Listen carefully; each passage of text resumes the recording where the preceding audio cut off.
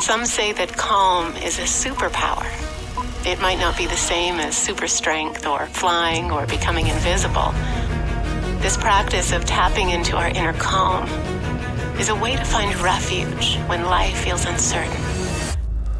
The capacity to tap into a sense of calm when swept away in a cyclone of emotions feels like a superpower to me. Rather than letting our strong emotions overwhelm us,